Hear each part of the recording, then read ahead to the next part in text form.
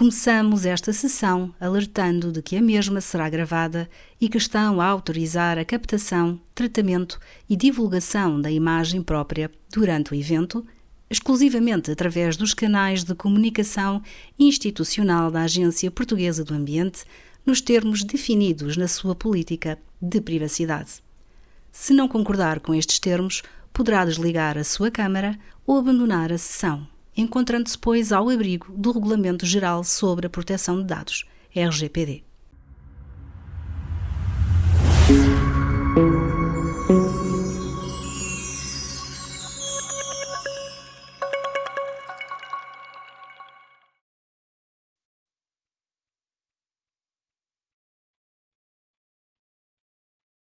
Então, olá, bom dia a todos. Vamos dar início a esta sessão, este webinar. Eu sou o José Paulino e sou o coordenador do projeto LIFE CAP-PT2, o segundo projeto de capacitação nacional para o programa LIFE, que está a decorrer e no âmbito do qual se inclui esta sessão. Entre muitas outras sessões que nós temos vindo a fazer no intuito de disseminar toda a informação relacionada com o programa LIFE e capacitar os potenciais proponentes a este programa para que possam tirar partido destas oportunidades de financiamento nas diversas áreas que o programa apoia e potenciar, de facto, a capacidade nacional em utilizar da melhor forma o programa LIFE, sobretudo através de mais e melhores candidaturas a este programa. Vão ouvir falar mais um bocadinho dos principais objetivos e atividades deste projeto ao longo desta sessão. Esta sessão vai centrar-se nos aspectos bastante importantes relativos aos projetos LIFE e que são precisamente as questões ligadas à replicação, transferência, adoção de políticas ou policy uptake, como é comumente designado na terminologia inglesa, e que felizmente já têm sido de alguma forma bem incluídas em projetos nacionais e por isso mesmo, para além de vos dar uma série de conceitos e de informações sobre o que está relacionado com estas práticas enquadradas nos projetos, temos mesmo a experiência de dois projetos a quem eu agradeço muito a disponibilidade. Primeiro, o projeto LIFE Mar Pro, que está coordenado pela Universidade de Aveiro, no qual temos aqui a Catarina Eira, que vai falar de como os aspectos da adoção de políticas foram abordados e integrados neste projeto. E depois teremos também a intervenção do Henrique Mira Godinho, que nos vai dar notas sobre como o projeto LIFE Maronesa, coordenado pela Aguiar Floresta, está a tratar ou integrou a questão da capacitação das organizações. Mas vamos falar de uma forma mais ampla sobre as outras boas práticas, como eu já referi, que dão o título a este seminário, através da apresentação conjunta da APA, da minha equipa, e da Isabel Lico, que é da empresa Desafio das Letras, que é um parceiro muito importante deste projeto de capacitação nacional.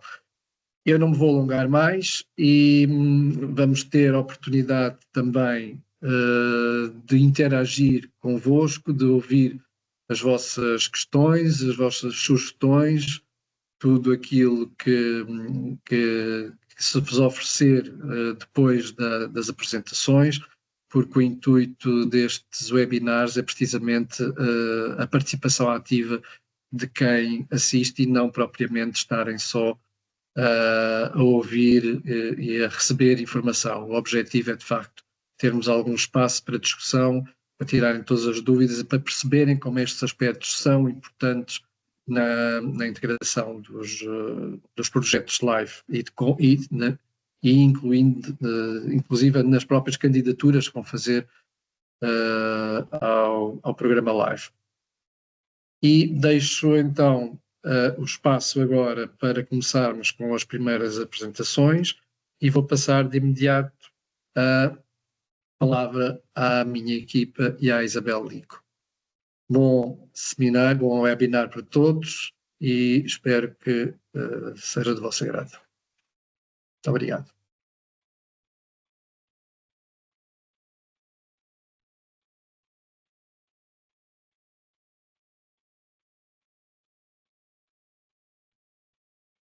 Bom dia a todos, obrigada José.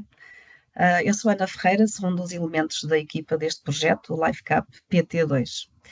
O projeto LifeCap PT2, de uma forma muito resumida, é uma iniciativa focada na capacitação nacional para uma melhor utilização do programa LIFE da União Europeia e a sua divulgação. Um bocadinho já o que o José disse. Promovendo, portanto, o conhecimento e a melhor compreensão do funcionamento do próprio programa LIFE, sendo já esta uma segunda edição coordenada pela APA. Pretende também incentivar uma utilização mais eficaz deste mecanismo financeiro comunitário por parte dos potenciais candidatos nacionais, maximizando assim as oportunidades de financiamento europeu para projetos ligados ao ambiente, à ação climática e energia. Este projeto tem uma duração de 3 anos, começou em abril de 2023 e tem conclusão prevista para março de 2026, portanto está muito próximo da sua conclusão. É importante destacar os parceiros beneficiários, que são entidades públicas de relevo nacional e regional, incluindo a APA, a Agência Portuguesa do Ambiente, no papel de entidade coordenadora, a DGEG, a Direção-Geral de Energia e Geologia, o IFCN, Instituto das Florestas e Conservação da Natureza da Região Autónoma da Madeira, e o SRAC do Governo dos Açores, representado através da Secretaria Regional do Ambiente e Ação Climática, e também a DDL, Desafio das Letras, uma empresa de consultoria com grande experiência em projetos LIFE. Juntos, estes parceiros colaboram para fortalecer a capacidade técnica e institucional em Portugal no acesso e implementação de projetos LIFE. A estrutura do projeto LifeCap PT2 está organizada essencialmente em diferentes work packages, ou seja, pacotes de trabalho, que estruturam todas as atividades previstas. Dividem-se em 4 grandes eixos. Um na gestão global e acompanhamento do projeto, outro na comunicação e disseminação, um eixo fundamental para garantir que os resultados e boas práticas sejam partilhados amplamente, através de um Work Package 4, que prevê a elaboração de um plano estruturado de comunicação e disseminação, e WP6, que trata da criação de um guia de boas práticas para promover a adoção de políticas baseadas em resultados dos projetos LIFE, vamos abordar hoje exatamente, e o WP7, o Work Package 7, que se centra na disseminação e melhoria da replicação, transferência e nacionalidade. Também na capacidade de potenciais proponentes, que é um dos pilares principais deste projeto. Por fim, o eixo de suporte ao cofinanciamento. Procura promover mecanismos de cofinanciamento complementar para reforçar a viabilidade financeira das propostas LIFE. Esta estrutura permite uma abordagem integrada, cobrindo desde a capacitação até à disseminação de resultados e à sustentabilidade financeira das iniciativas apoiadas. Para entrarmos então no tema que nos leva a estar aqui hoje presentes, passo a palavra à Isabel Lico, da DDL, que vai explicar os principais conceitos subjacentes a este webinar. Obrigada, Ana. Bom dia a todos. Ora, eu vou aqui falar de Policy Uptake, que o José já referiu. Esta questão é uma das mais importantes e um dos grandes objetivos e uma mais-valia do programa LIFE, uma vez que o programa LIFE está interessado nos impactos legislativos que estes projetos podem vir a ter. E, felizmente, em Portugal, alguns dos projetos têm conseguido tem conseguido ter capacidade para influenciar e dar contributos de forma mais ou menos direta, quer a nível legislativo, ou seja, a nível nacional, quer a nível regulamentar, ou seja, através de alterações de regulamentos, nomeadamente a nível municipal. Portanto, é extremamente importante que os projetos, no seu desenho, considerem, portanto, ter um papel ativo nesta transformação, ou quer seja alterando, quer seja adotando novas medidas legislativas, de caráter ambiental, é claro, e isso são dos resultados mais importantes que projetos do LIFE podem vir a terem. No caso de outra questão também muito importante, que é aquilo que é falado de replicação e transferência. No caso da replicação, refere-se quando os projetos aplicam outros projetos, os projetos aplicam de uma forma bem-sucedida os resultados ou iniciativas que um projeto teve em diferentes locais, em diferentes regiões ou em diferentes contextos. No fundo, pressupõe a aplicação com êxito das lições que foram aprendidas num determinado projeto, aplicá-las depois em outras áreas, visando resultados semelhantes àqueles que o primeiro projeto atingiu, enquanto alavanca, portanto, a sua dispersão geográfica, que é, portanto, também muito importante, a dispersão geográfica, a disseminação geográfica, portanto, dos resultados bem-sucedidos que foram obtidos no âmbito de um projeto. No caso da transferência, a transferência já pressupõe a disseminação e a aplicação de conhecimentos, tecnologias ou boas práticas noutros setores ou partes interessadas, ou seja, num contexto que não era o contexto inicial. E, portanto, é outro setor que vai aplicar os conhecimentos ou as tecnologias ou boas práticas que foram atingidos num determinado projeto e, assim, obter também essa transferência para outro setor, para outra ou através de outras partes interessadas. Próximo. No caso também há projetos que têm, por outro lado, também um valor económico. E esse valor económico pode ser um valor económico direto. Normalmente os projetos têm Stakeholders Advisor Board e nessas reuniões são depois também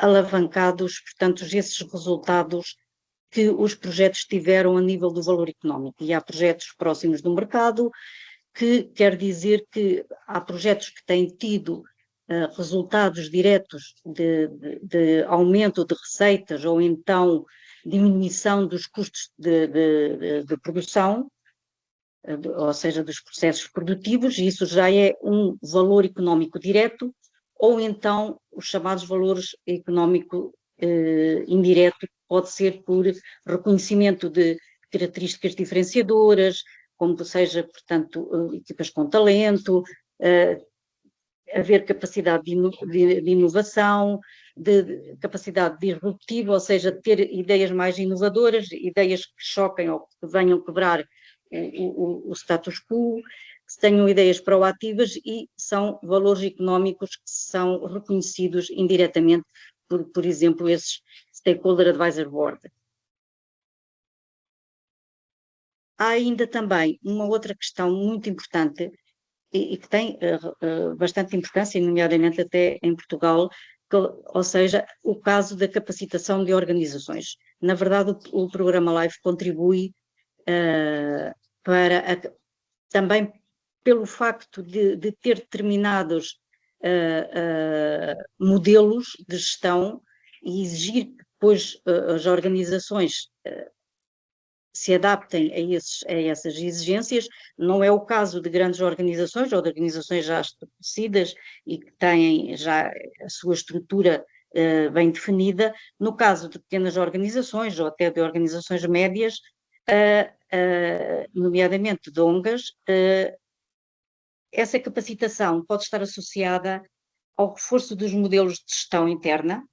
Portanto, a organização vai ter que se adaptar à gestão por objetivos, a ter uma melhor eficiência, a melhorar os seus próprios processos da organização, com uma nova estrutura, definindo departamentos, definindo responsabilidades, reforçando e também requalificando os seus recursos humanos, uma vez que o programa LIFE também dá possibilidade de poderem multiplicar os seus recursos humanos e podê-los requalificar. E isso é extremamente importante. Agora passava a palavra à APA para falar dos inquéritos aos projetos.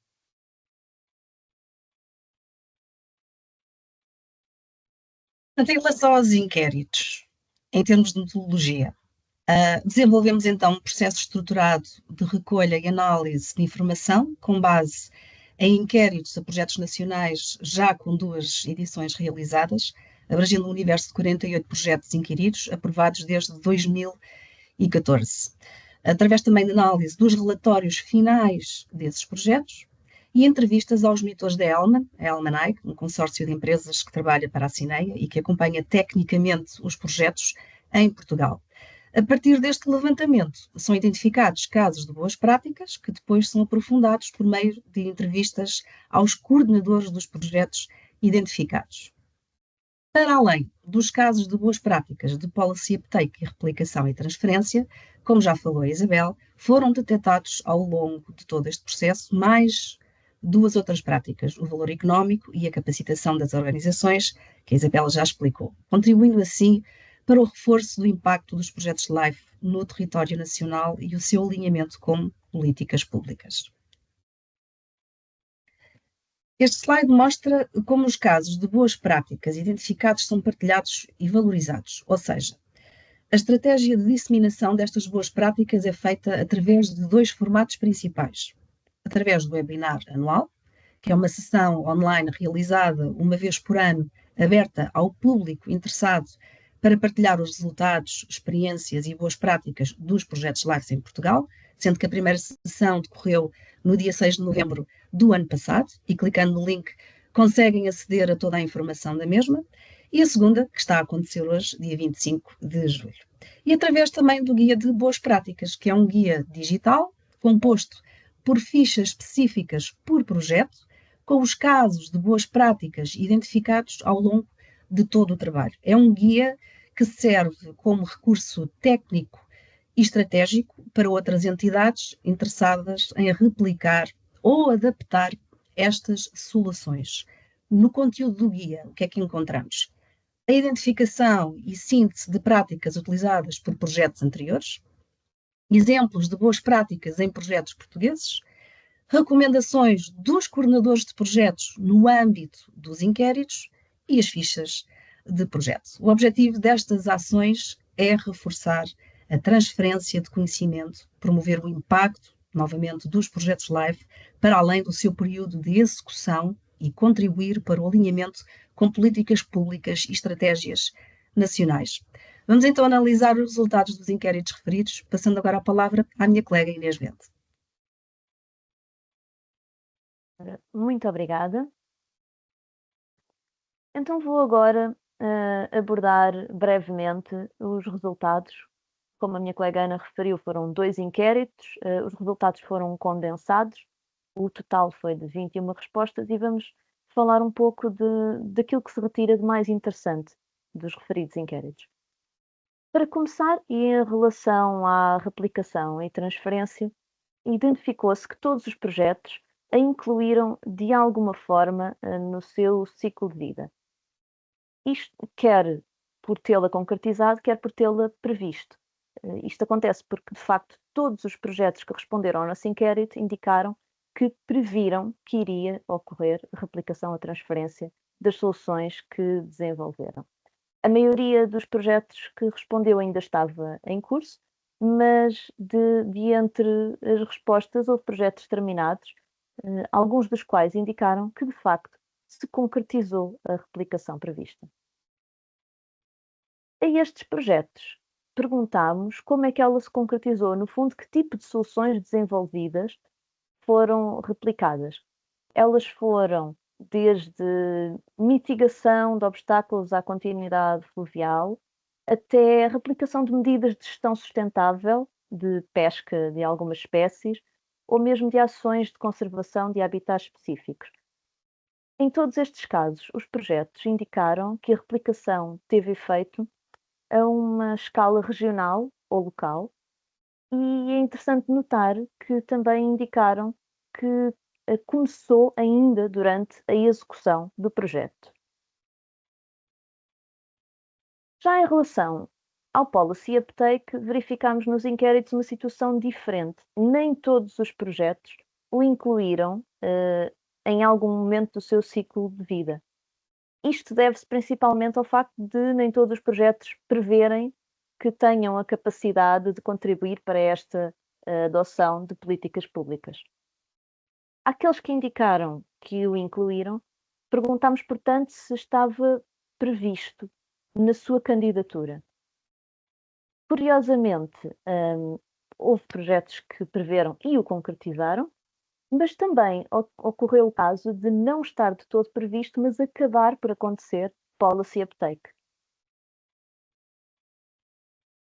Aos projetos em que ele se concretizou, perguntámos como se concretizou para também percebermos que tipo de Policy Uptake ocorreu. Houve contribuições para os diversos planos e regulamentos que conseguem ver na lista à esquerda do slide. Em todos os casos, os projetos indicaram, mais uma vez, que o impacto foi a uma escala regional ou local. E o que é curioso neste caso é que as entidades públicas que eram responsáveis ou por elaborar ou por aplicar as soluções que foram desenvolvidas eram sempre próximas do projeto, quer porque fizessem parte de órgãos de governança ou acompanhamento ou fossem mesmo parceiras do próprio projeto. Ora, isto já nos pode ajudar a deduzir o que é que poderá ser uma boa prática para promover o Policy Uptake. Mas, para não me adiantar, vou passar de novo a palavra à Isabel Lico, que vai falar então das boas práticas. Obrigada.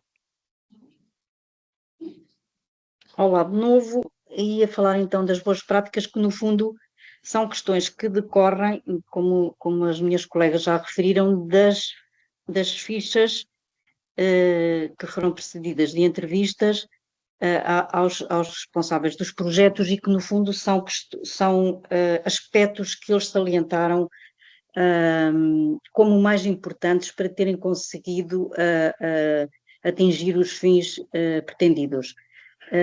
No caso, começamos sempre uma das questões mais importantes, que é divulgar, sensibilizar o público, quer sejam públicos diferentes, públicos variados, em regiões geográficas diferentes ou semelhantes, através dos canais de comunicação live, através de vídeos, podcasts, agora uma questão mais moderna, e promover também o envolvimento do público. Isto é cada vez mais importante são questões que são importantíssimas para melhorar a replicação e transferência, como as colegas referiram, ou projetos que incluíram desde logo no seu desenho do projeto, e houve outros que acabaram por atingir, não a tendo previsto, mas tendo surgido a oportunidade no decorrer do projeto, conseguiram atingir esse objetivo.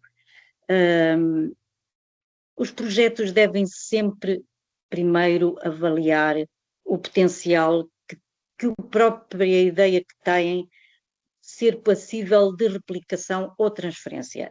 Isso é uma questão que foi muito salientada por todos os projetos que foram entrevistados. A identificação e envolvimento dos stakeholders, desde logo também já referi, mas desde o desenho da candidatura, envolvê-los nas reuniões, nos workshops, para que realmente todas as ideias possam ser discutidas e aproveitadas o melhor possível. Outra questão importante é formar e capacitar todos os envolvidos. a formação e a capacitação é extremamente importante para que o desenvolvimento do projeto se possa fazer com mais valias.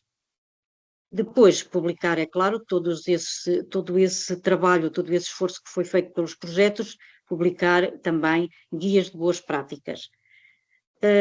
Uma questão também importante e não desprezável é prever em orçamento essas ações para promover a replicação e a transferência.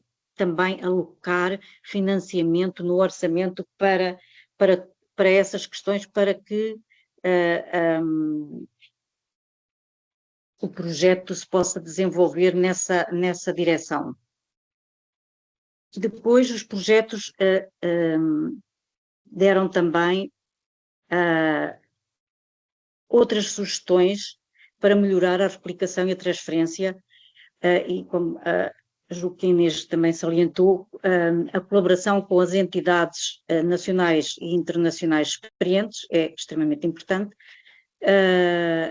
A escolha dos parceiros também, tem que ser parceiros que tragam mais valia e que aportem mais conhecimento e capacidade do projeto se implementar, identificar todas as outras possibilidades de financiamento até para as ações de replicação, porque podem até nem estar incluídas dentro do projeto LIFE, mas sim estarem incluídas noutros projetos, e isso não há mal nenhum. Tentar criar o mais possível projetos que tenham um largo eixo de atuação, que tenham diversas aplicações, para precisamente potenciar a capacidade de replicação e transferência, ter muita atenção aos recursos aos recursos que têm, não é? Para que os possam potenciar e assim conseguirem atingir os objetivos, e também ter objetivos bem definidos e realistas. Não vale a pena também ter aqui objetivos que não sejam, quer dizer, que sejam realistas no fundo, porque não são demasiado otimistas, mas também não muito em baixo, para que realmente possa haver uma melhoria e se possa dizer sim, havia uma situação de partida X e depois atingiu-se uma situação de chegada Y ou Z, e portanto haver uma melhoria bastante considerável, mas não irrealista, dessa progressão e desse atingir de objetivos do projeto. Próximo, Inês. No caso do Policy Uptake, é claro que é extremamente importante que as entidades responsáveis pelas políticas que o projeto aborda estejam envolvidas no projeto. De preferência, que essas entidades façam parte do consórcio. No caso de ser impossível, que elas participem nos Advisory Board e que, portanto, haja, de certa forma, um compromisso de que essas entidades estão envolvidas de alguma maneira no projeto, para que ele possa, de facto, ter essa capacidade de intervenção e de alterar ou melhorar ou adotar novas políticas públicas. Prever também na própria candidatura já ações de capacitação, de sensibilização e esclarecimento. Isso é extremamente importante. Quanto mais se capacitar e sensibilizar e esclarecer o público, nomeadamente o público-alvo do projeto, é cada vez mais importante e permite atingir os objetivos pretendidos e a sua viabilidade, não é? Porque se isto não for identificado claramente, também vai ser difícil depois chegar ao fim com o objetivo atingido. Os problemas podem ser analisados à escala local, regional, nacional ou até europeia. Também é extremamente importante que não se fique só apenas por todas estas questões, mas que se vá monitorizando as medidas que são implementadas para se avaliar se elas estão em consonância com os objetivos que eram pretendidos, se há necessidades de fazer ajustes e tudo isso para que o objetivo seja atingido. Depois, publicar também guias de boas práticas, rever objetivos e ações planeadas, ver se o calendário está a ser cumprido, colmatar os constrangimentos que, entretanto, possam ir aparecendo para que não haja grandes desvios daquilo que estava programado. Próximo. Os projetos deram também algumas sugestões para melhorar esta Policy Uptake.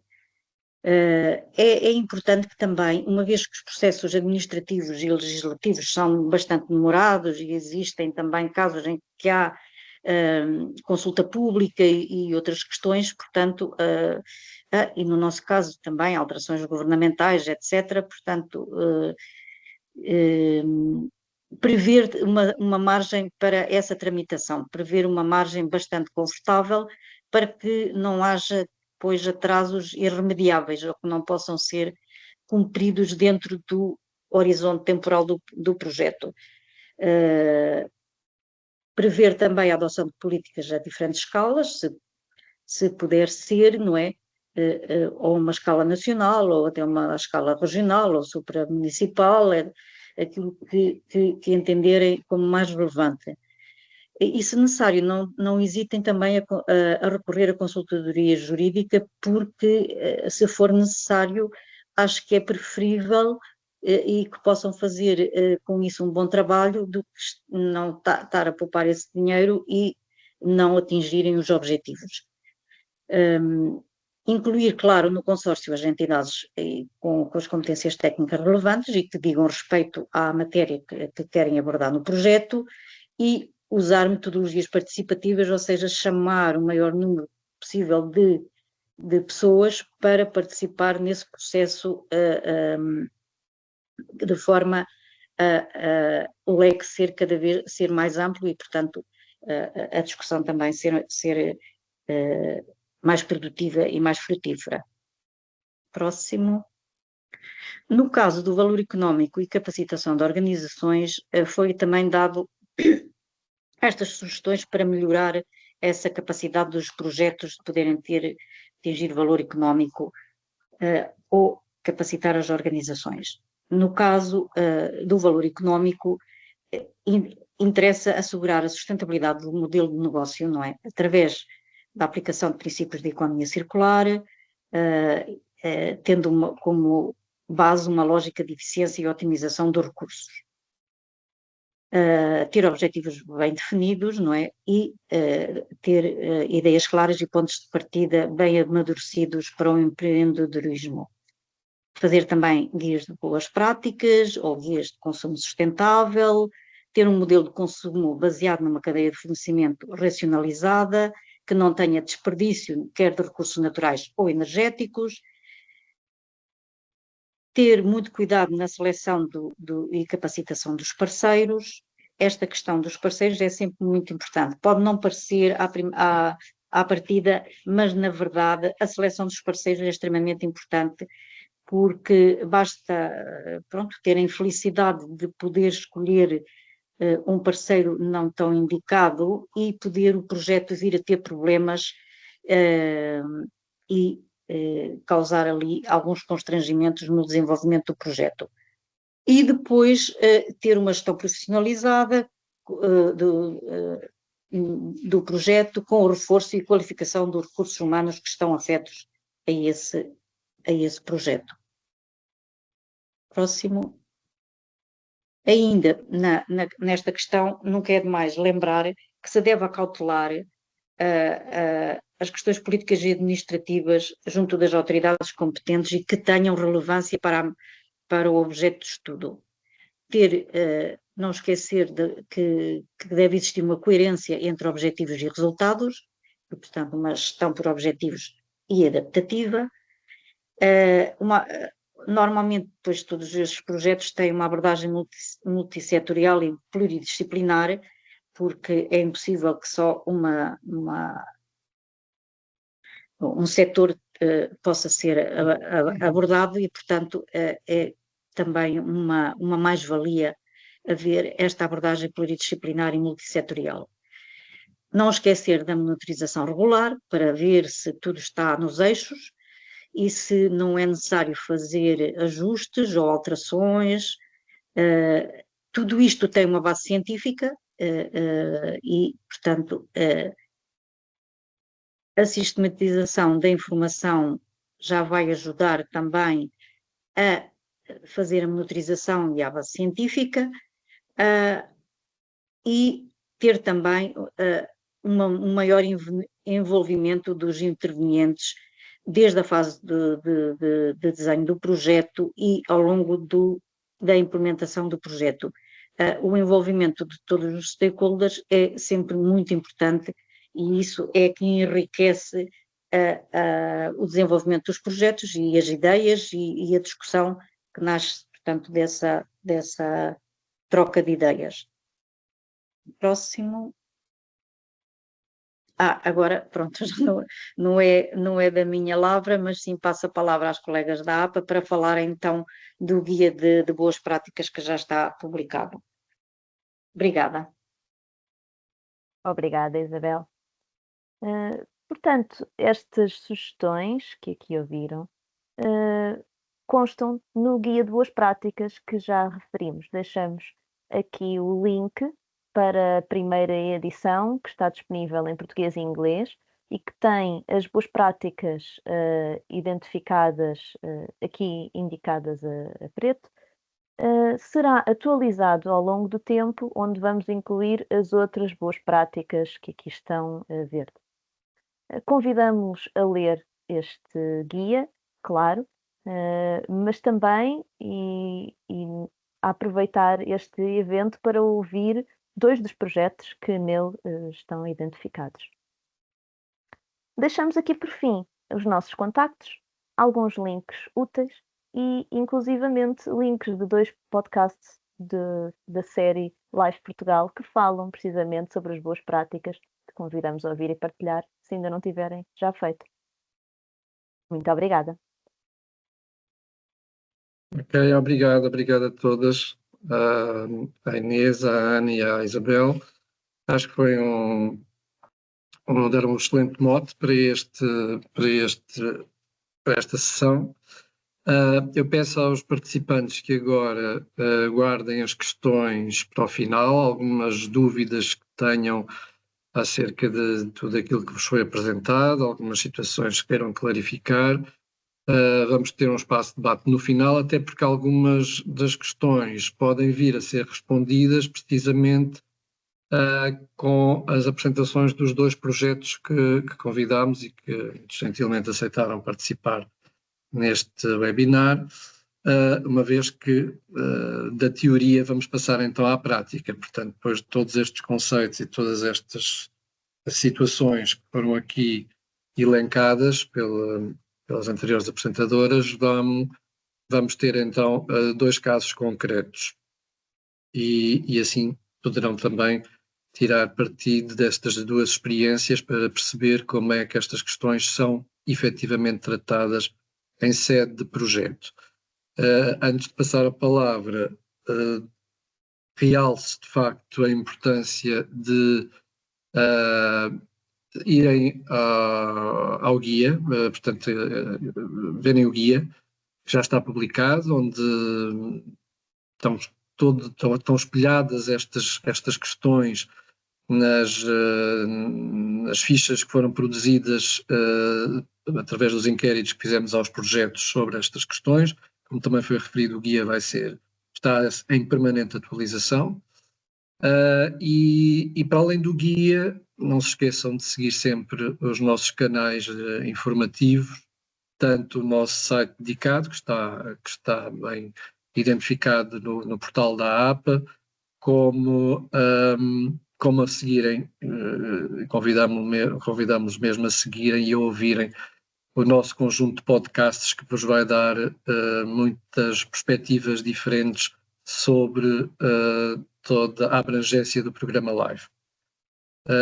E sem mais introdução, vou passar de imediato a palavra à Catarina Eira, da Universidade de Aveiro, para nos falar em particular de como o projeto Life Mar Pro tratou e considerou precisamente a questão da adoção de políticas ou policy uptake. Passo imediatamente a palavra à Catarina. Muito obrigado, Catarina.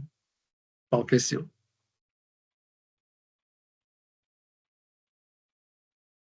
Tem a colocar o microfone on, já não conseguimos ouvir. Esqueço-me sempre, sim.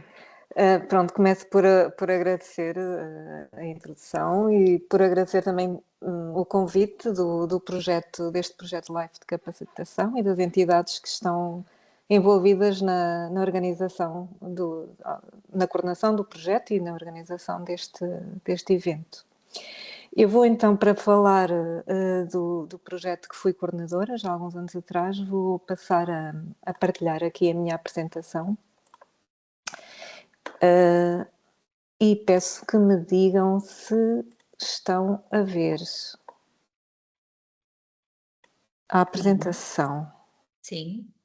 Sim, não em formato ainda de apresentação, mas já estamos a ver o conjunto dos slides. Eu acho que ele está a pensar. É. Agora sim. Continua. Exato, está ok. Ok.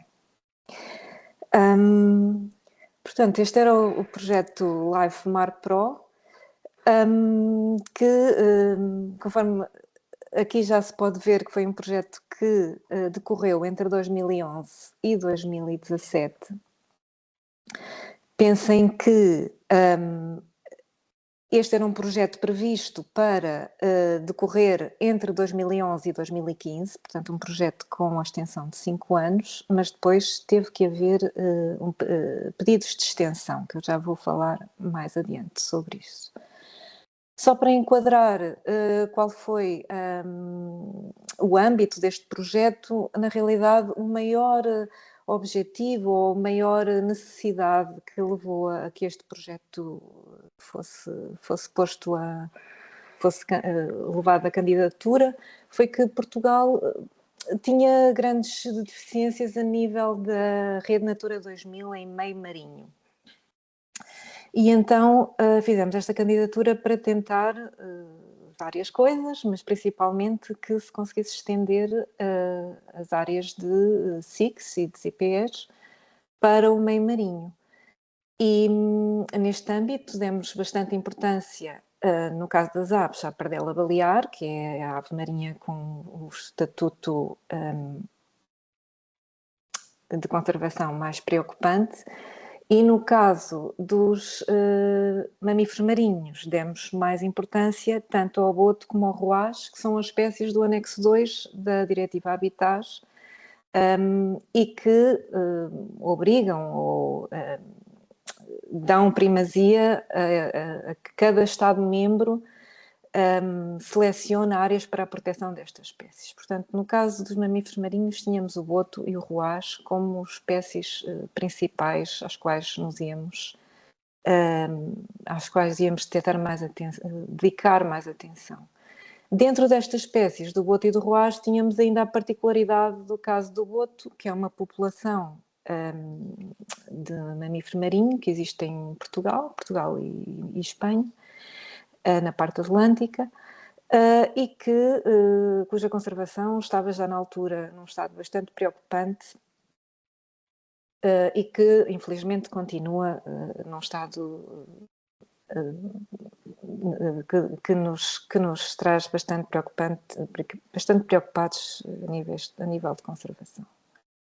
Portanto, isto é uma espécie que atualmente está considerada como criticamente em perigo, passou de vulnerável para um estado pior, de criticamente em perigo, e por isso já há muitos anos que esta espécie tem sido de facto a nossa maior preocupação. Dentro do projeto nós tivemos vários desafios. Na realidade era preciso pensar em quais eram as melhores maneiras para tentarmos perceber quais eram as abundâncias das populações, principalmente a nível dos mamíferos marinhos, ou seja, como é que vamos contar estes animais, como é que vamos saber quantos é que existem. Desculpem que isto está com um avanço automático e não devia estar.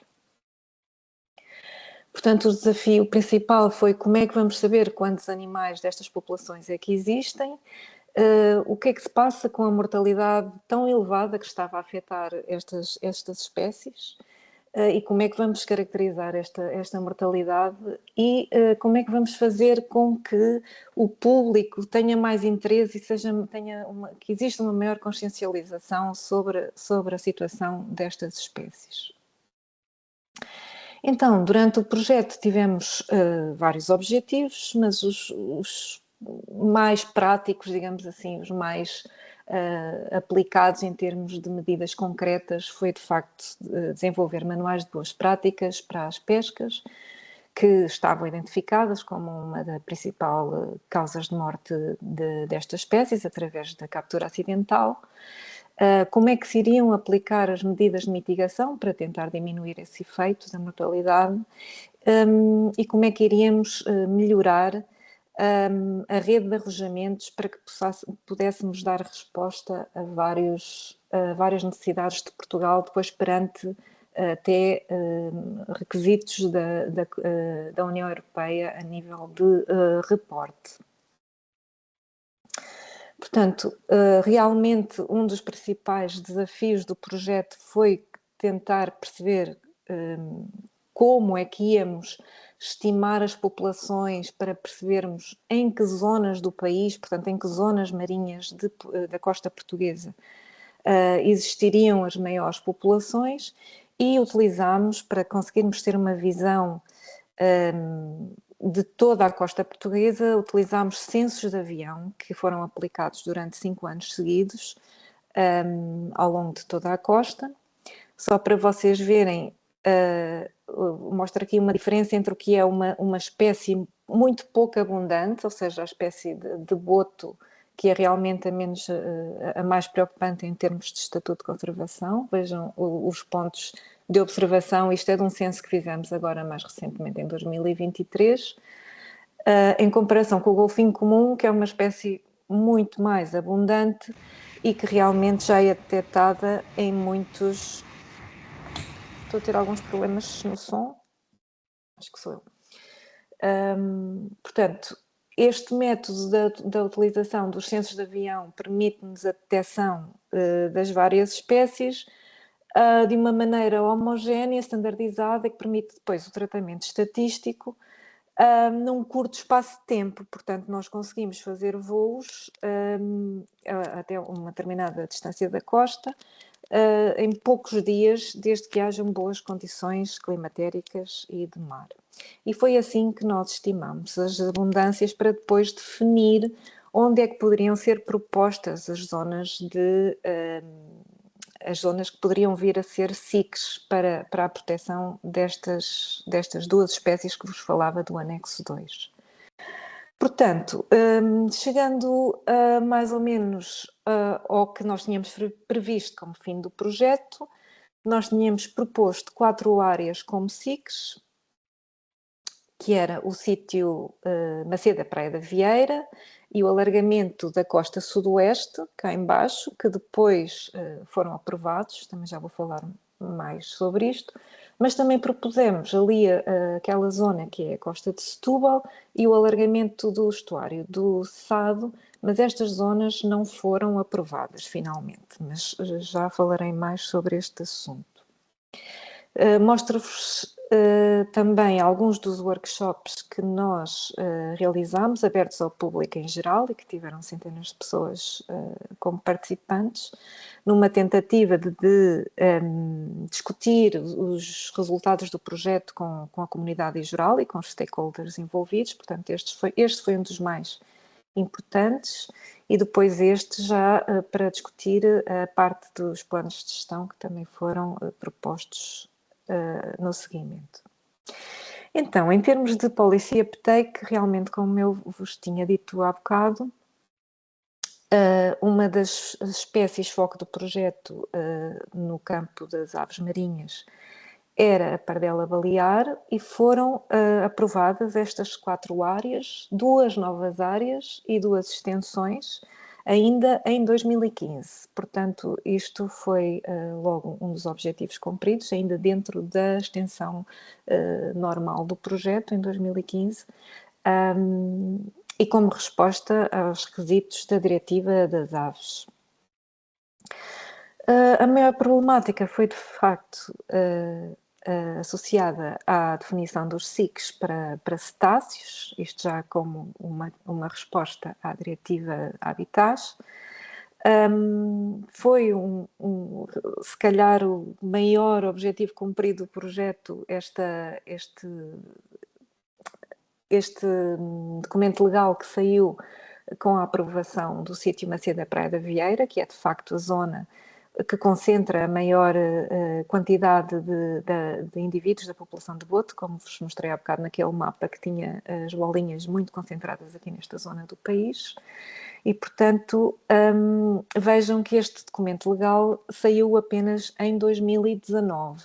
E aqui eu aproveito para salientar a morosidade de todo este processo, ou seja, a call deste projeto, a candidatura deste projeto aconteceu em 2009, depois o projeto teve início em 2011, estendeu-se até 2015 e como não havia muitos avanços a nível depois da parte da definição legal destas áreas, foram pedidos 2 anos de extensão, portanto o projeto depois passou a estender-se até 2017. Apesar de todas as pressões, continua a haver algumas demoras. Notem que a consulta pública destas áreas e dos planos de gestão ocorreu em 2016 e depois só finalmente em 2019 é que saíram estes documentos legais. Portanto, esta área, o SIC Macedo da Praia da Vieira e o alargamento do SIC Costa do Sudoeste, que agora são já considerados ZECs, mas de facto aquela zona da Costa de Setúbal não foi aprovada, não sabemos, pelo menos a coordenação do projeto não foi oficialmente informada sobre o que é que se pode ainda esperar ou não sobre estas áreas, nem sobre a proposta da Costa Sudoeste, nem sobre a proposta do alargamento do estuário do Sado, que era uma tentativa de dar uma maior proteção à população de Roazes do Sado.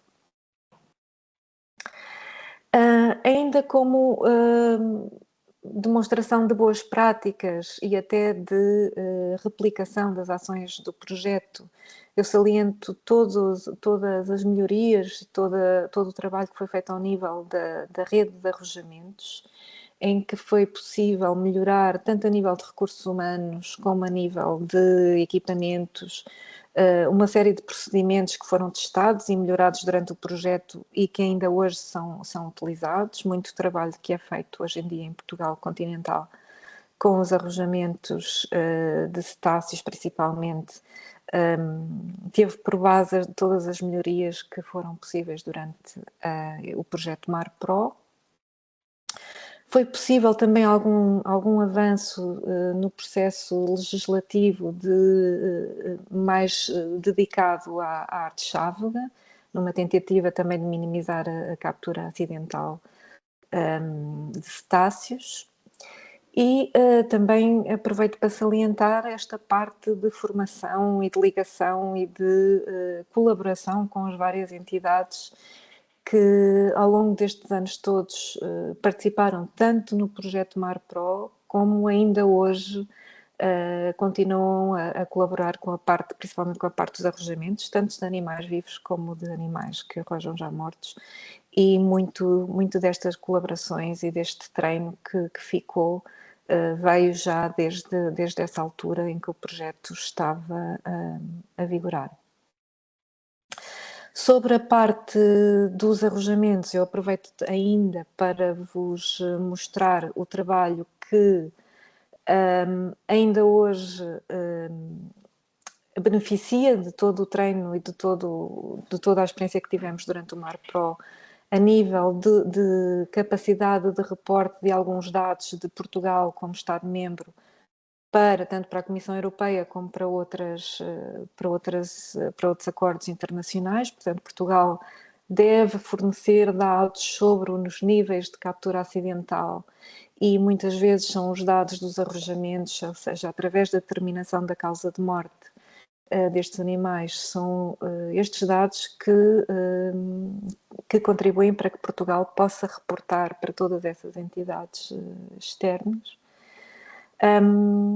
E na realidade também já conseguimos contribuir bastante para o reporte do artigo 17 da Diretiva Habitats, tanto em 2012, ainda numa fase muito inicial do projeto MarPro, mas depois em 2019, já com dados completos do projeto MarPro, e agora, neste momento, está também a decorrer o novo reporte do artigo 17, em que já estamos a fazer a comparação dos dados mais recentes com os dados que já conseguimos recolher durante o projeto MarPro. Portanto, esta evolução, esta comparação com os anos anteriores só é possível devido a toda a experiência, todo o trabalho que foi desenvolvido ainda na altura em que o projeto estava em vigor.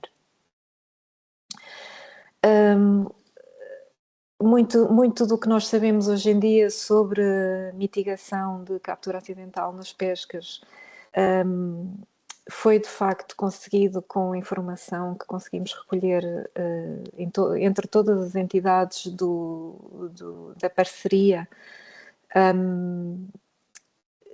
durante o MarPro, portanto foi um avanço muito positivo em termos tanto de conhecimento, da avaliação do que era esta ameaça para estas espécies, como a nível do que é que se pode fazer em termos de mitigação. E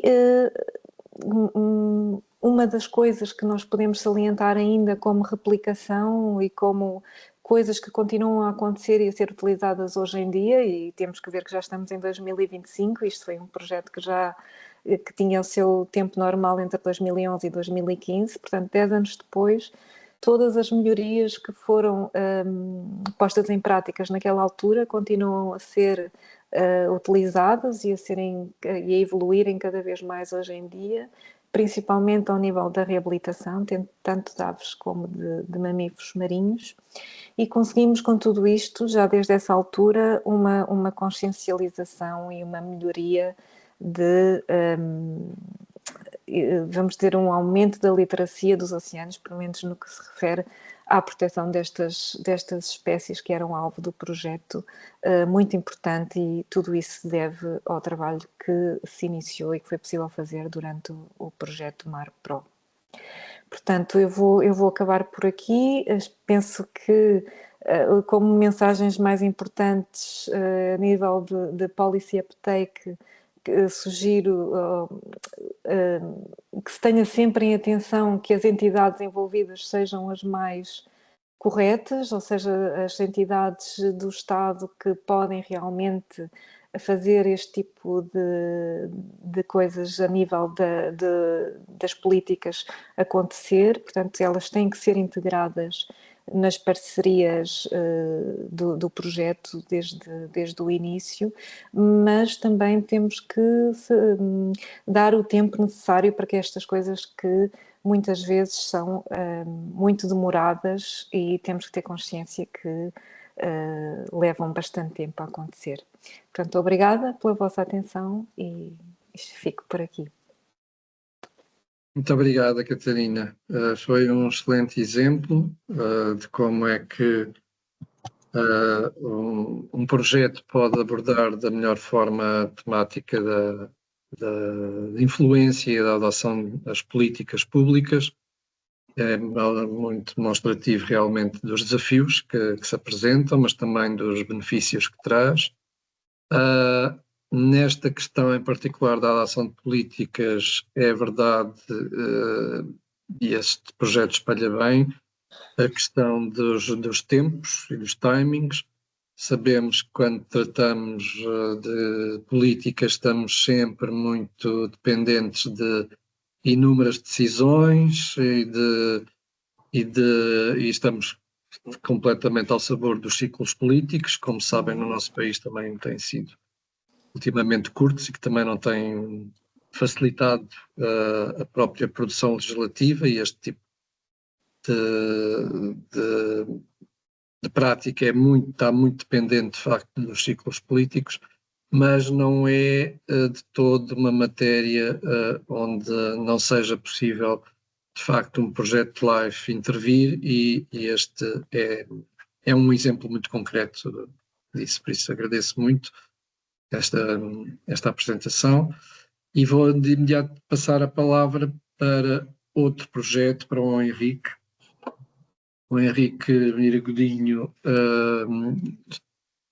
está responsável pela área, pelo projeto de LIFE Maronesa e vai-nos exatamente agora dar outra vertente sobre outro tipo de práticas que podem ser tratadas e integradas num projeto LIFE e dos seus benefícios que transcendem o próprio projeto, e estamos a falar na questão da capacitação das organizações. Por isso eu passo de imediato a palavra ao Henrique Mira Godinho, da Águia à Floresta, para fazer a sua apresentação. Henrique, faz favor. Olá, bom dia a todos. Antes de mais, queria agradecer o convite da APA e também o reconhecimento do trabalho aqui do LIFE Maronesa. E pronto, e com isto também, como é um projeto um bocado denso e extenso, eu vou tentar ser o mais sucinto possível e focar-me exatamente nas questões relativamente à capacitação das organizações. Já estão todos a ver a minha apresentação? Pronto. Então eu vou começar. Portanto, nós também, o LIFE Maronesa, portanto, antes de mais, um projeto de governança, ou seja, é inevitável estas dinâmicas criadas com outras organizações, com empresas, com instituições públicas. Portanto, tudo isso estava já determinado que haveríamos de passar por alguns obstáculos, outras depois como os ultrapassar, que é o que eu vou me focar mais na minha apresentação.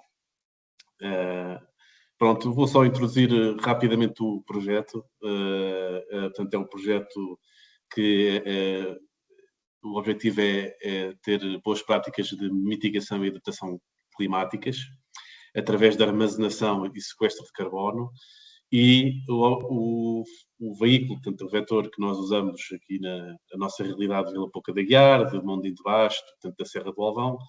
Portanto, esse vetor é realmente o pastoreio extensivo. E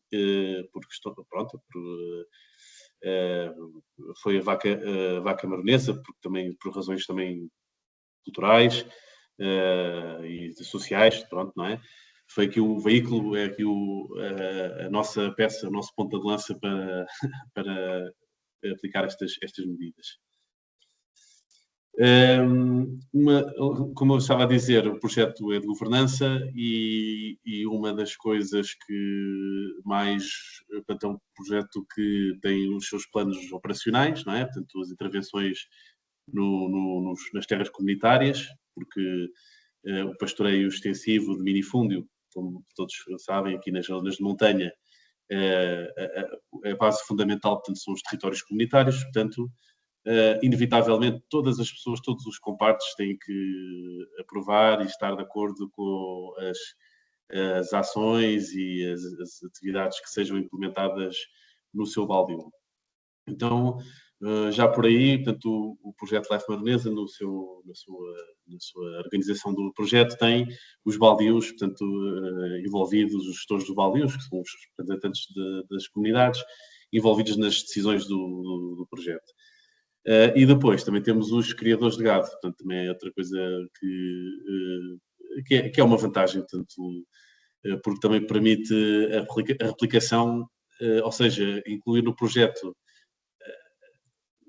as pessoas com que depende o sucesso do projeto. Eu agora não sei como dar um exemplo para outros projetos, mas, ou seja, se aqui era passar uma espécie de estratégia de pastoreio extensivo e replicá-lo na Serra do Alvão, portanto, era importante ter na estrutura do projeto os criadores de gado. Pronto, então temos 8, um deles é a exploração modelo, que é o Casal da Poça. as áreas de atuação do projeto, portanto, tem em vista a parte fundamental, a parte climática, não é? Depois a parte social, que é um pouco também capacitação do próprio criador, portanto, visibilidade que a sociedade tem, e que a Isabel também falou muito sobre isso, portanto, a questão de partilhar, portanto, o papel da pessoa, neste caso, do mundo rural, que tem tido um papel, tem sido ao longo das últimas 10, 20 anos, chegar um pouco menosprezado pela sociedade civil, e então há essas questões de trazer os criadores como técnicos, criadores com o seu saber empírico, e tentar que não haja, ou seja, entre um universitário, um doutorado e um criador, que a diferença não haja diferença, não é? Que os conhecimentos são, tem um conhecimento mais científico, o outro mais empírico. Aqui eu não vou passar por isto tudo, mas são aqui as nossas boas práticas que nós passamos para os nossos criadores. Eu vou só destacar as duas assim mais interessantes, que são as coleiras GPS, pronto, que já toda a gente conhece, muitas já, graças a Deus, já começa a haver mais mercado, mais opções, mais diversidade, materiais com maior resistência, com mais durabilidade, e as manjedoras do monte, portanto, as manjedoras para alimentação no monte, que está no final no final do slide.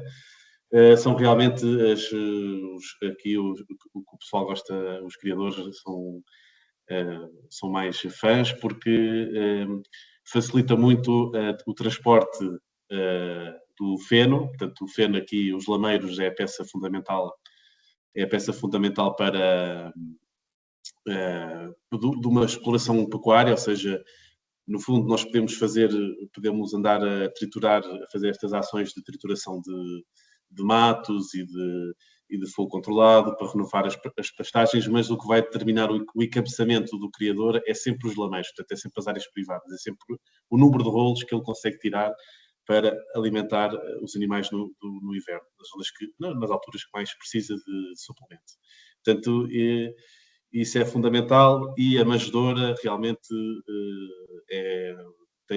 porque pode-se pegar, as manjedoras são móveis, podem-se pegar no trator facilmente e transportá-las de um lado para o outro, e isso também conseguem, assim, desta forma, os criadores, de certa forma, manipular o comportamento do seu efetivo. Se eles quiserem que eles estejam numa determinada área do monte, eles podem colocar lá estas manjedoras que levam feno, e se eles tiverem água, se tiver um ponto de água agregado a essa, portanto, as vacas ficam lá e passam lá e o tempo que for preciso, e pisoteiam, e fertilizam, e transportam sementes, e dessa forma transforma-se os montes aqui da Serra do Valvão, que foram fustigados pelos incêndios do verão.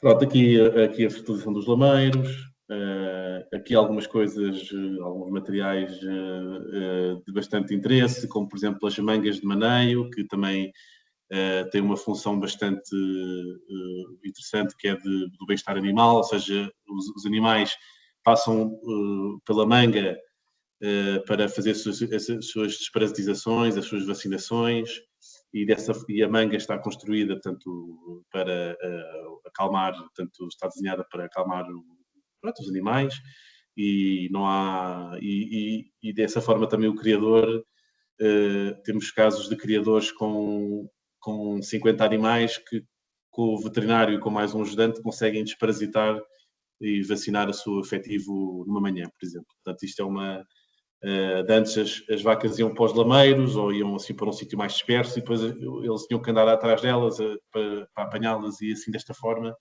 elas vão todas em manada, são reencaminhadas e ficam na manga à espera da sua vacinação. Os pontos de água também aqui é sempre muito importante, achar que é isso que também, se houver água, tanto os animais vão ficar naquele sítio, o único animal, o único herbívoro assim que é mais é mais chato nessa questão é a mesma cabra, que a cabra só vai beber água quando se sentir muita sede. Portanto, as ovelhas e as vacas são mais, nesse sentido, são mais moderadas e vão sempre andando sempre próximas dos pontos de água. Portanto, as charcos e bebedouros, mesmo até fontes, é bastante importante para o pastoreio de montanha. Depois aqui a forma como, agora passando para a capacitação, deste caso é de empresas ou dos criadores, portanto há aqui foi criado uma estratégia que passa pela criação de uma marca, de uma, como é que se chama agora, tanto perdi o nome, de um rótulo, não é?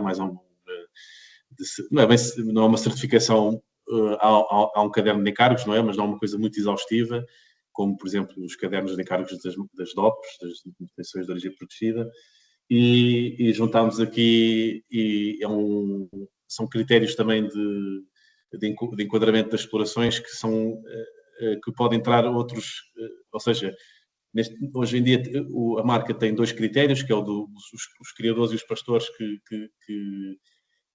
estão focados em implementar estratégias de práticas de conservação do lobo, e os outros de sequestro do carbono, que são os do Life Maronesa.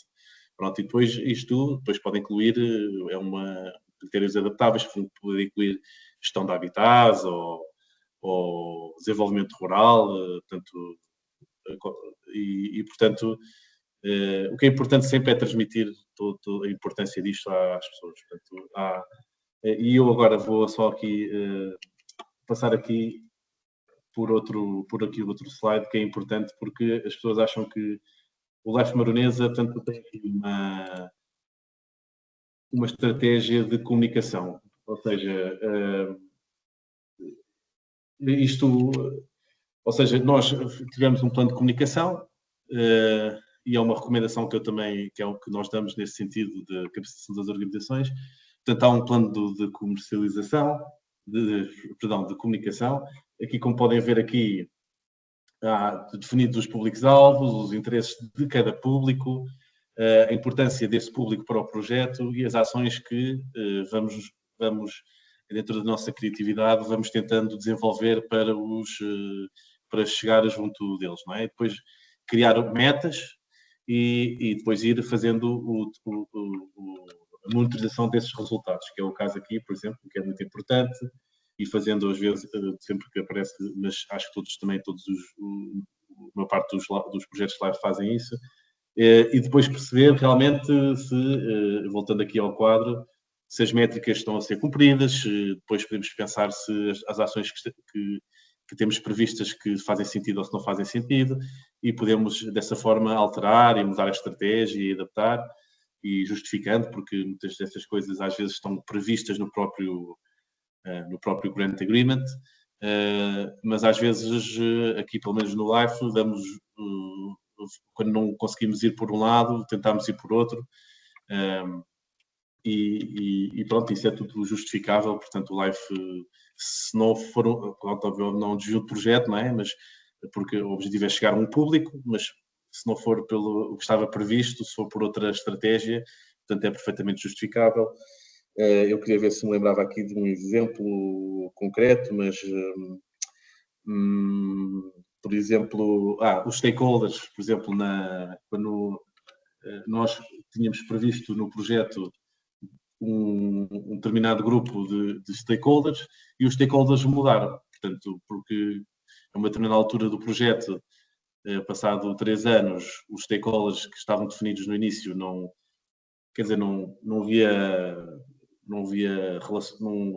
uma aproximação, mas não é por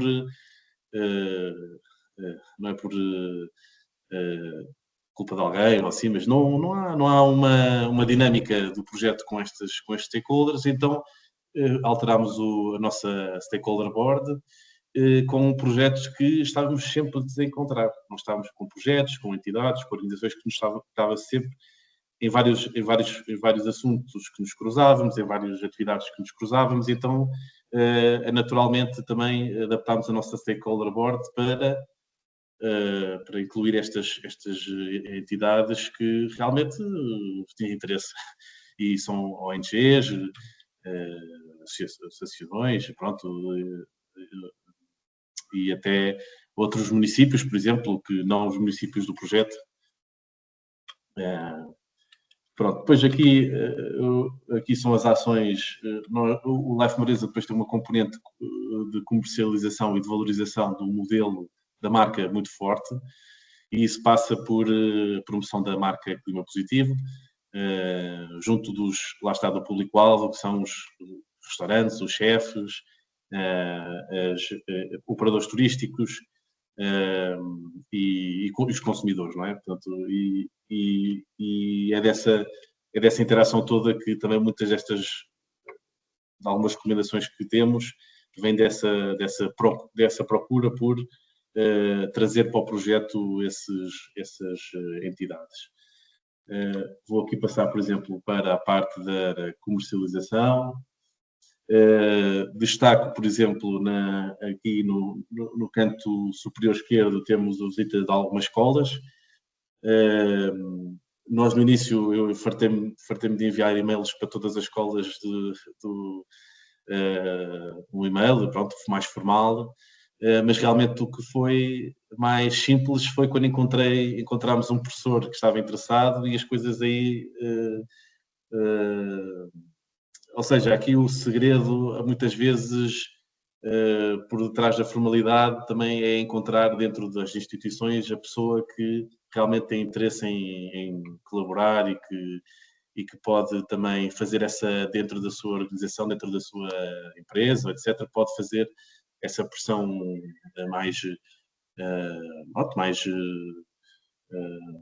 com mais animosidade para realmente criar estas sinergias. Portanto, e nós com as escolas foi um bocado assim. Portanto, fartemos de enviar e-mails, a maior parte deles não foram respondidos, e depois começámos a ir à procura dos professores e encontramos uma série deles, e agora já as coisas já as escolas sabem, portanto, e agora já, entretanto, estamos no Ecoescolas de uma dessas escolas de Vila Real, e estamos num projeto de uma app que os miúdos também de uma escola de Vila Real estão a fazer. Portanto, às vezes as coisas, o melhor caminho é realmente encontrar as pessoas que são interessadas dentro dessas organizações. Pronto, depois aqui a parte da comercialização, uma loja online, uma carrinha de vendas refrigerada, pronto, para transportar aqui nos restaurantes aqui aderentes, participação em feiras e estar junto aos pontos de venda. Depois aqui na valorização económica e social, portanto, trazer, lá está, os tais público, é mais a questão turística e também dos chefes, portanto, são as ferramentas que vão trabalhar portanto, a carne, não é? Portanto, nós no Life Maronesa pretendemos influenciar alterações às políticas ou projetos ou programas de apoio à pastorícia, não é? Que estejam envolvidos também dentro dos resultados do projeto, mas outra forma também de criar mais rentabilidade ao criador é realmente pela valorização do seu produto e do seu trabalho, e então nessa parte nós temos várias atividades. Por exemplo, aqui vou também destacar, quer dizer, nós no Life Maronesa temos sempre que ter, ou seja, sempre que ter um chefe ou tentar chegar a uma escola ou um restaurante, pelo menos um de cada município, são 4 municípios, e o que acontece é que, por exemplo, há um município que ainda não está motivado, não sei, pronto, mas nós arrancámos à mesma, quer dizer, não podemos esperar. E dos conselhos também que dou é realmente que não prejudicar quem está realmente entusiasmado e avançar, e depois há muitas coisas que levam tempo e há muitas instituições, organizações ou instituições também públicas que, pronto, quer dizer, que depende de quem está à frente dessas instituições, e muitas vezes depois isso na altura não há... Às vezes demora tempo até a perceber a importância de algumas coisas, pronto, e no fundo é a mensagem que eu também queria passar. Aqui a transferência e replicação, nós aqui do Life Maronesa também temos uma estratégia muito próxima, ou seja, também tentamos tentamos encontrar financiamento para os criadores de maronês ou de outra raça autóctone, que eu vou falar mais à frente, ou seja, para eles também aplicarem as boas práticas do projeto, ou seja, e nesse sentido, por exemplo, há alguns projetos como, por exemplo, o React, que era um projeto de diminuição de carga de combustível, que se faziam umas limpezas nos terrenos e depois dos baldios, um agrupamento de baldios que sobrou dinheiro desse projeto e nós juntámos a esse baldio e fizemos uma candidatura para usar o remanescente desse dinheiro do React para comprar as tais manjedouras e as coleiras e as mangas de maneio. Ou seja, nós também tentamos, através de procurar outras fontes de financiamento para as próprias pessoas que pretendemos que haja replicação. Aqui, por exemplo, alguns dos sucessos do nosso projeto, tanto os criadores de Minhota, os criadores de Aroquesa e os criadores de outros criadores que estejam de baronenses, mas que são fora da área de intervenção. E depois tentamos sempre, temos aqui uma dinâmica que também funciona bem, que é a Escola de Pastores. E a Escola de Pastores tentamos alargar a rede, não é? Quer dizer, por exemplo, temos um módulo para falar sobre fertilização e vamos a explorações específicas da Serra do Alvão, onde sabemos que aquele criador tem uma atenção especial pela fertilização dos lameiros, por exemplo. Então, e depois andamos sempre também, de certa forma, permite também criar massa crítica para o próprio grupo dos criadores, não é? Portanto, eles saberam como os outros fazem, soluções para algumas coisas mais práticas no seu dia-a-dia.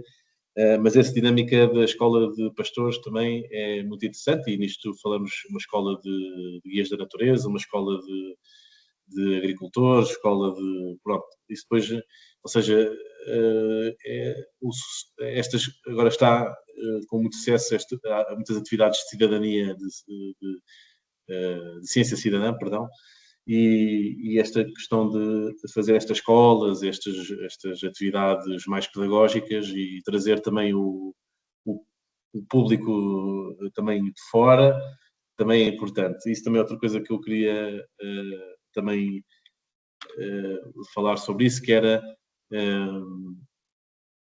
nós às vezes também não podemos cair no risco de estarmos sempre a falar ou seja, eu sou técnico e de depois estar sempre a falar para os técnicos ou a ir e tanto é importante também sairmos um bocado da nossa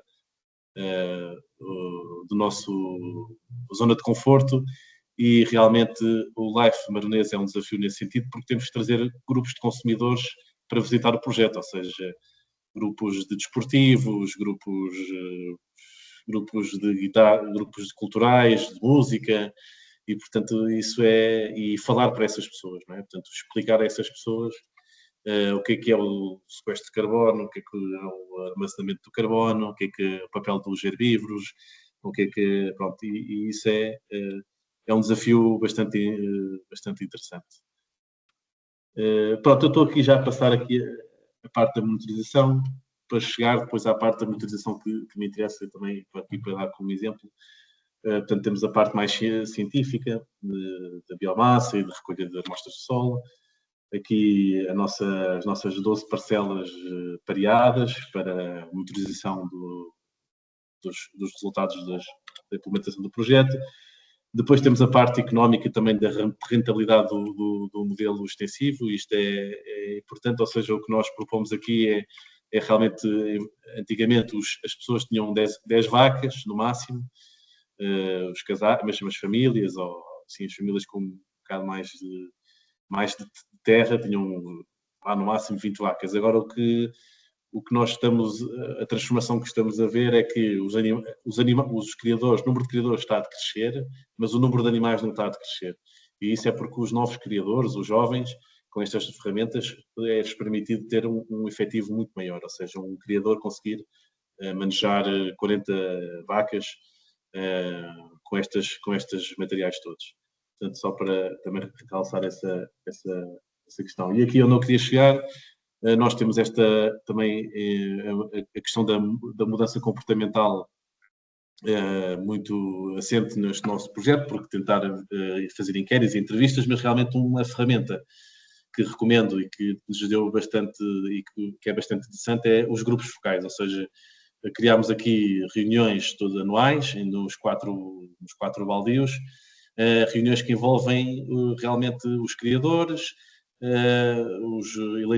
pessoas eleitas, portanto, e depois académicos, técnicos da Câmara, talhos, portanto, todos aqueles no fundo é o público-alvo do nosso projeto, e fazer reuniões anuais para debater, apresentar o projeto inicialmente, o que é que estamos a fazer, e pronto, e as pessoas dizem depois se acham, se estão a cumprir, se não estão a cumprir, quer dizer, na perspectiva deles, não é? E depois as próprias pessoas também debatem e muitas ideias surgem destas interações. E pronto, e com este termino, e espero que tenha sido interessante, e qualquer dúvida também estamos ao dispor. Qualquer dúvida, até mesmo posterior, por e-mail, estamos sempre ao dispor. Muito obrigado. Obrigado nós, Henrique. Sim, foi interessante, sem dúvida nenhuma. É sempre, nós já temos tido várias oportunidades de conhecer em profundidade o vosso projeto, até já o fomos visitar no nosso último Interlife, e de facto conseguimos aqui abordar muitas perspectivas de boas práticas, não só aquela que estava definida, mas muitas outras. É de facto um projeto multissetorial, multifator, e abrange muitas das questões que se pretendem e que são muito valorizadas em projetos live. Isso é um excelente exemplo para trazermos aqui a um seminário destes. E eu não vou alongar-me absolutamente mais tempo nenhum, porque vamos imediatamente dar início ao espaço de debate, ao espaço de questões, porque é esse também o nosso grande objetivo quando fazemos este tipo de sessões, é estimular a participação de quem assiste e quem está interessado nestas questões ligadas ao programa LIFE e às candidaturas e aos projetos deste programa. E queremos imediatamente dar-vos a oportunidade de colocarem questões relacionadas com esta temática, tanto à equipa da APA e da DDL, como dos projetos. Tenho a certeza que estarão curiosos sobre algumas das abordagens que foram aqui feitas, e peço a quem quiser intervir para levantar a mão ou, alternativamente, colocar no chat a indicação que quer intervir, ou a própria questão, para nós podermos esclarecer. Mas espero que haja questões, não tenha sido tão desinteressante, de forma a vocês não terem qualquer dúvida ou algo que queiram explorar ainda mais.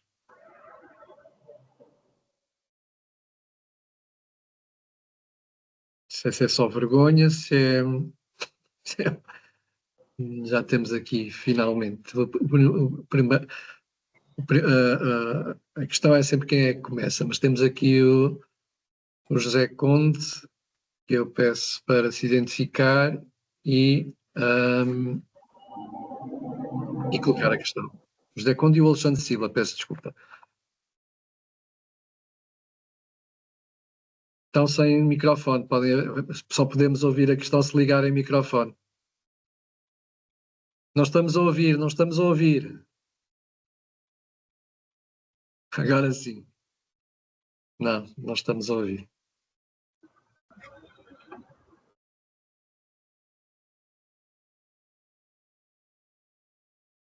Não ouvimos.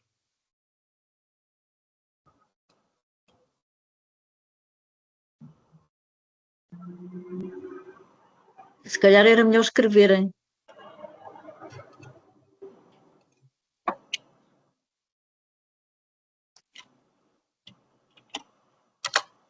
O anfitrião não lhe conseguirá ativar o microfone?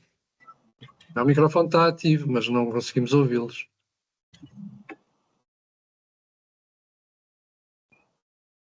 Há alguma questão ali de configuração do microfone do computador.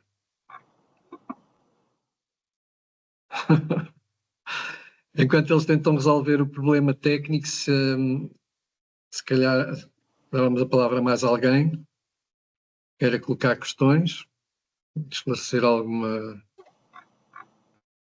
coisa.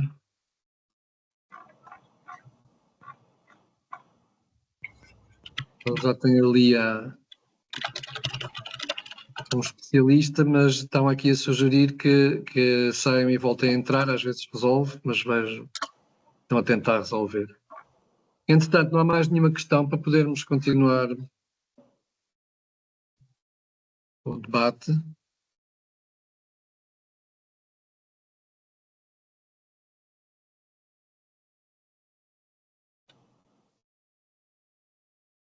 Não acredito que só o município de Ceia que tenha alguma dúvida que queira esclarecer.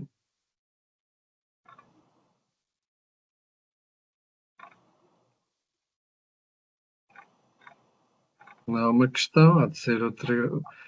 A Ana Margarida não há de ter muitas questões, mas se quiser estimular. É um bocadinho isso, José. Eu gostava de realçar uma coisa que o Henrique disse e que eu acho que é muito importante, que é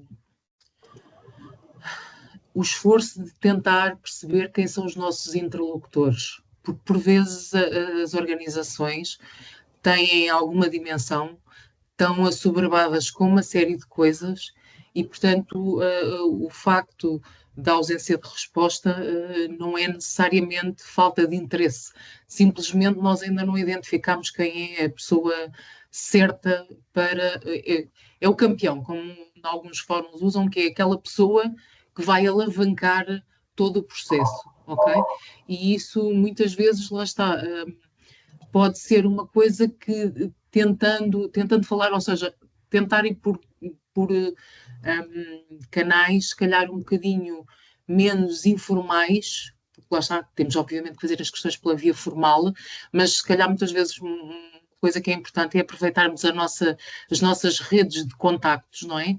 E tentar utilizar os contactos que temos para tentar perceber quem de facto é a pessoa que dentro da estrutura pode alavancar. Eu concordo muito com o Henrique, está bem? Tenham isso em atenção, porque eu acho que é uma questão que faz toda a diferença.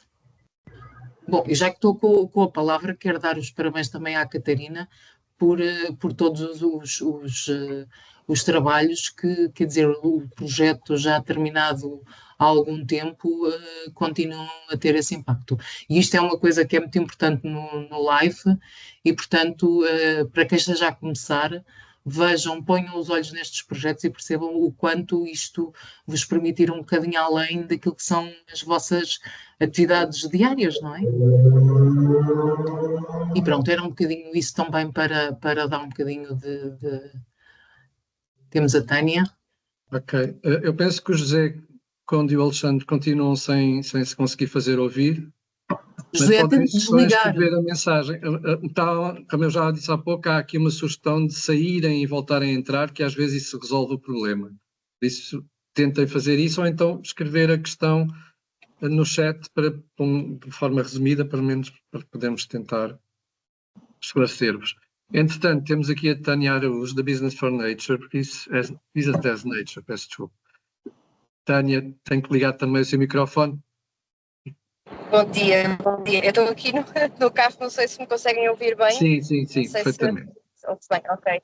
A minha questão era só porque num dos exemplos, e também tinham falado até na apresentação, de que uma estratégia podia ser envolver parceiros ou os interlocutores na parceria que pudessem ajudar a essa aplicação, o impacto nas políticas públicas e tudo mais. Aqui seriam muitas vezes entidades públicas que às vezes é difícil terem essa capacidade mais de responder como parceiros, não é? Porque eu tenho a ideia de que o papel de um parceiro num projeto destes tem aqui uma série de procedimentos e de resposta burocrática também que está associada. Portanto, era só para partilhar um bocadinho mais em concreto como é que isso poderia funcionar, tendo em conta que um parceiro live, pelo que eu percebo, e não tendo nós ainda experiência nestas candidaturas, só mesmo pelo que vamos percebendo que os parceiros têm que ter aqui uma capacidade de resposta para depois também os processos, não é, seguirem. E, não sei como é que pode funcionar aqui com este tipo de entidades, assim, da experiência que têm,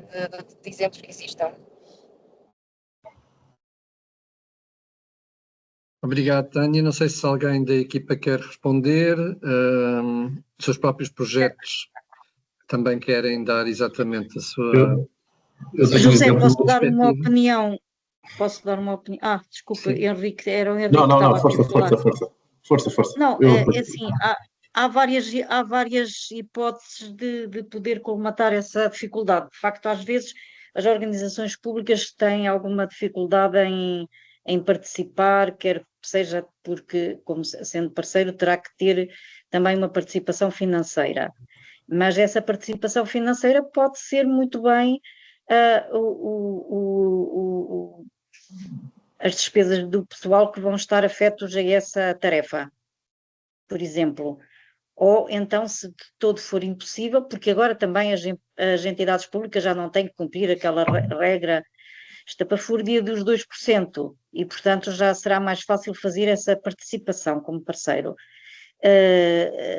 Tendo em atenção que, provavelmente, aquilo que essa entidade vai fazer será alocar 1 ou 2 funcionários ao seguimento desse projeto e, portanto, ter capacidade de recursos humanos para acompanhar e desenvolver as ações juntamente com o projeto. Outra hipótese é fazer parte de um advisory board, por exemplo, em que fará também um acompanhamento do projeto e poderá participar não só também nas ideias, em dar ideias e, portanto, depois avançar com os processos administrativos que forem necessários para poder cumprir os objetivos. Ou, em última instância, assinar uma carta de compromisso relativamente a cumprimento desse objetivo, mas isso já será um elo mais fraco, digamos assim. O elo mais forte será ser realmente parceiro, porque isso garante que vai ter mesmo uma participação mais ativa. E, por outro lado, gostaria já agora, para não ter que falar novamente, de dar os parabéns aos 2 projetos. Foram 2 excelentes exemplos, e no caso do projeto do MarPro, que eu também, por acaso, fui eu que fiz a entrevista, salientar, e aquilo que a Ana Margarida também já disse, que isto é o sonho de qualquer projeto no pós-life, não é? Que é, passado 10 anos, ainda ter estes objetivos bem concretos e continuarem a fazer os procedimentos e a ver a legislação e tudo isso. Foi pena aqueles 2 não conseguirem ir para a frente, mas quem sabe se ainda não vão conseguir, tudo é possível. E parabéns também ao Henrique, de facto, que é um projeto excelente, onde aliam a multissetorialidade e o pluridisciplinarismo, uma vez que integram no mesmo projeto o saber empírico e o saber científico. E isso é muito importante. Henrique, então... Eu queria dar aqui o exemplo do Life Baronesa com a questão dos parceiros públicos. E só para dar um exemplo que, por exemplo, nós temos aqui 2 nas stakeholders, nas stakeholder boards do projeto estão os municípios, não é? Estão os 4 municípios, e o que acontece é que não há, portanto, os técnicos estão muito ocupados, e não há, ou seja, não há a mesma disposição porque a nossa stakeholder board tem os municípios e tem as associações as associações, as ONGs, portanto, associações de desenvolvimento local também, e nota-se que há muito mais interesse em reunir, em ouvir, em saber mais sobre o projeto de um grupo, deste grupo de associações, do que os municípios. O que acontece é que depois os municípios têm também um papel importante. Por exemplo, o Vila Real e o município de Vila Pouca de Aguiar não têm uma pessoa para dar apoio nestas reuniões, mas o que eles depois, o que acontece é que eles são parceiros na parte do transporte das escolas para as visitas ao projeto. Ou seja, eles não conseguem dar resposta à parte das reuniões ou à parte de ir de estar mais presente, mas quando precisamos de apoio para transportar alunos para as visitas aos criadores, à montanha, eles mantêm ou seja, estão dentro do projeto e conseguem também, às vezes é um bocado por aí. Há o Ribeira de Pena que é diferente, também apoia isso e também gosta de estar presente nas reuniões e saber e perguntar, mas pronto, depois isso também acho que não tem mal também. E o que eu faço depois nos reportes é dizer isso, pronto, que nota-se uma diferença de interesse, mas que os municípios continuam a apoiar as ações do projeto de outras formas. Ok, obrigado, Henrique. E tenho pena que os nossos colegas do município de Ceia não tenham conseguido colocar a sua questão e não encontrem forma de se fazerem ouvir ou de escreverem, mas já há muitos outros participantes que podem fazê-lo e eu não estou a ver aqui mais nenhuma mão no ar, nem mais questões colocadas. Vou dar-vos mais uns minutos para o caso de reconsiderarem e de realmente quererem aproveitar esta oportunidade tanto para as pessoas da APA e da DDL que fizeram a apresentação da componente mais teórica, como dos dois projetos. Vejo aqui o Manuel Silva. Manuel, não estamos a vê-lo, mas espero que consigamos ouvi-lo e que ligue o microfone. Olá, bom dia. Bom dia. Pronto, eu gostei muito do projeto do Henrique. Pronto, em termos de uma bolsa de absorver o CO2, portanto, o projeto do Henrique eu verifico que é mais útil, talvez, para controle dos incêndios. Agora, pronto, é evidente que a natureza, estando mais bem cuidada, há, na verdade, aqui um favorecimento para absorver o CO2. Mas eu só queria deixar aqui uma nota, que era o seguinte: portanto, é evidente que nós, nos últimos anos, a nossa área de implementação de estradas aumentou muito. É um bem necessário, mas em muitas rotundas do nosso país, aquelas chamadas raias oblíquas, por vezes, junto às rotundas, às vezes cimentam aquela zona. Ali, se houvesse um incentivo para colocar ali tipo um jardim ou umas árvores de um porte já significativo, de um grande porte, podíamos ali ter mais uma bolsa de absorver o CO2. Pronto, eu queria deixar só aqui esta nota, porque verifico que em muitos locais cimentam e tínhamos ali mais uma área que podíamos aproveitar, que está desaproveitado, a meu ver, para proveito natural. Ok, Manuel Silva, obrigado por essa partilha. Eu não percebi, não referiu de que entidade em que entidade é que está associado, se é de algum município. Portanto, eu estou associado à Câmara Municipal de Felgueiras. Ok, sim senhor.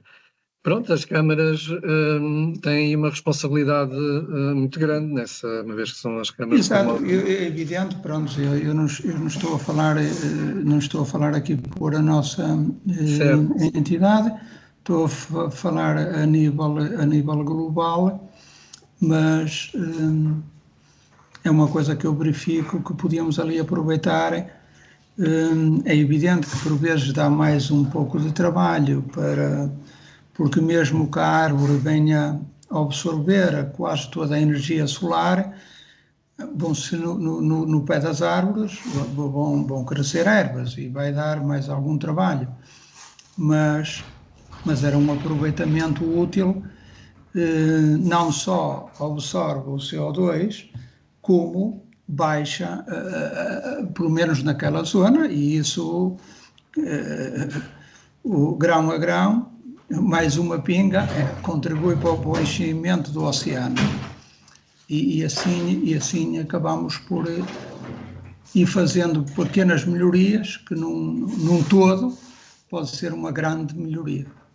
Sim, Manuel, o que eu ia dizer é que realmente esse tipo de práticas e de soluções, que são chamadas as soluções de base natural, e que podem ser implementadas e podem ter um efeito de replicação até muito, muito importante, podem perfeitamente estar enquadradas num projeto LIFE, se estiverem bem estruturadas, se tiverem algum tipo de impacto, se houver uma parceria de vários municípios, por exemplo, à escala de uma CIM, julgo que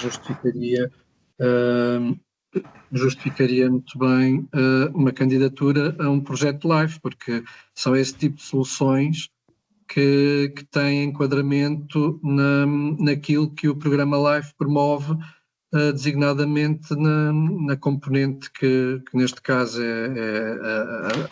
promove o sequestro de carbono, mas também promove uma renaturalização de espaços associados, de facto, a infraestruturas rodoviárias, ou seja lá quais forem. Por isso, essa é uma ideia que se forem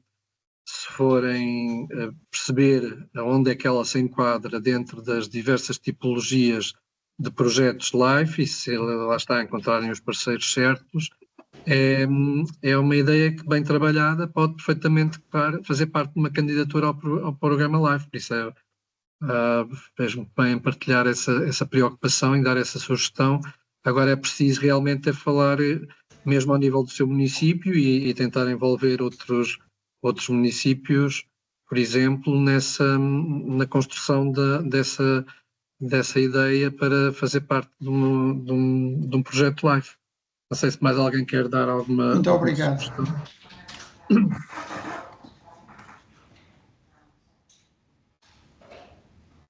sei se querem partilhar mais algumas ideias deste género, que são sempre úteis para serem partilhadas e discutidas e até eventualmente serem passíveis lá está, de alguma possibilidade de parcerias novas para futuros projetos. Também esse é um dos nossos grandes objetivos.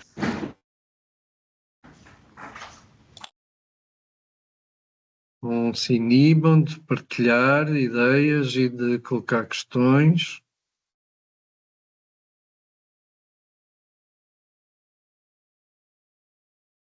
Não estou a ver mais ninguém a querer tomar a palavra.